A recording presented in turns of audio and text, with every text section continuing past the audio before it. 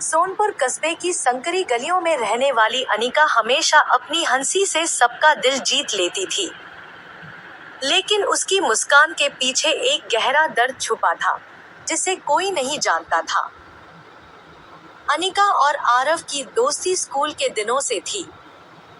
पेड़ों की छांव तले, नदी किनारे और छोटे छोटे रास्तों पर उनकी बातें कभी खत्म ही नहीं होती। पहली मोहब्बत। एक दिन स्कूल से लौटते वक्त आरव मुस्कुराकर, अनिका, अगर मैं पढ़ाई में पीछे रह गया तो तू मुझे छोड़ तो नहीं देगी? अनिका हंसते हुए, पागल, मोहब्बत अंकों से थोड़ी न तौली जाती है। तू बस मेहनत करता रह, मैं तेरे साथ हूँ। उस दिन आरव ने पहली बार महसूस किया था कि अनिका सिर्फ उसकी दोस्त नहीं, उसकी दुनिया है। दूरी का सफर। 12वीं के बाद आरव शहर चला गया इंजीनियरिंग की पढ़ाई करने। अनिका कस्बे में रह गई। अब दोनों की बातें फोन और चिट्ठियों तक सीमित हो गई। एक शाम फोन पर, अनिका, आरव, आज बहुत याद आ रही है। तू यहाँ होता तो मैं तुझे अपनी नई कविता सुनाती। आरव थोड़ा थकान भरी आवाज में, अनिका, मैं भी तुझे बहुत याद करता हूँ, पर हालात आसान नहीं है। पापा की तबीयत खराब रहती है। अनिका धीरे से, मैं तेरे साथ हूँ ना, डर मत। लेकिन किस्मत ने अचानक आरव से उसका सहारा छीन लिया।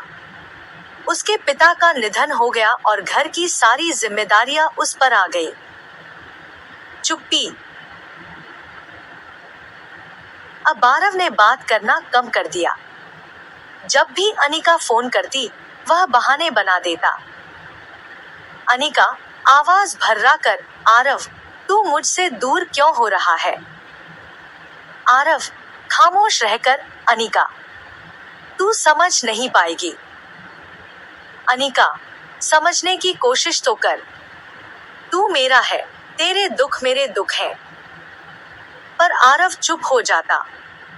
उसे लगता था कि वह अनिका को बोझ नहीं देना चाहता। आखिरी खत। एक बरसाती शाम, जब बादल गरज रहे थे, डाकिया ने अनिका के हाथ में एक लिफाफा थमाया। कांपते हाथों से उसने चिट्ठी खोली।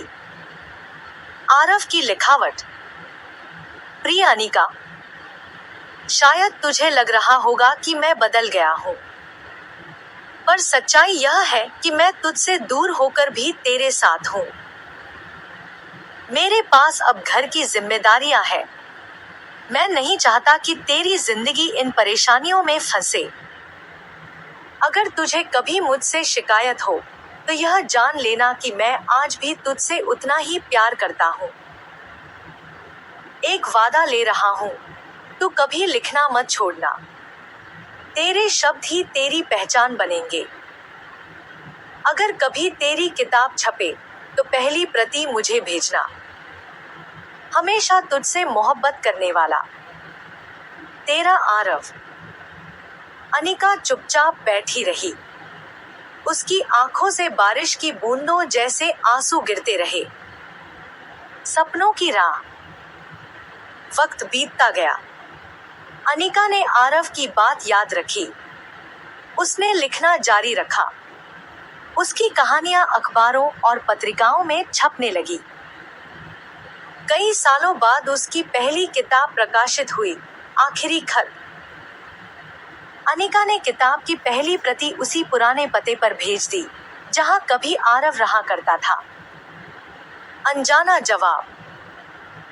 कुछ हफ्तों बाद डाक से एक और चिट्ठी आई। उस पर सिर्फ कुछ शब्द लिखे थे। तेरी किताब मिली। तेरे शब्दों में मैंने खुद को फिर से पा लिया। तूने वादा निभाया। अब मैं चैन से जी सकूंगा। तेरा आरव। अनिका उस चिट्ठी को सीने से लगाकर रो पड़ी। उसे नहीं पता था कि यह खत किसने भेजा, क्या सचमुच आरव ने या किसी और ने। पर उसके दिल को सुकून मिला। समाप्ति। अनिका ने अपने जीवन को लिखने में समर्पित कर दिया। उसकी कहानियां लाखों दिलों को छूने लगी, लेकिन उसके दिल में हमेशा यह सच रहा कि उसकी सबसे पहली और सबसे गहरी कहानी आरव ही था।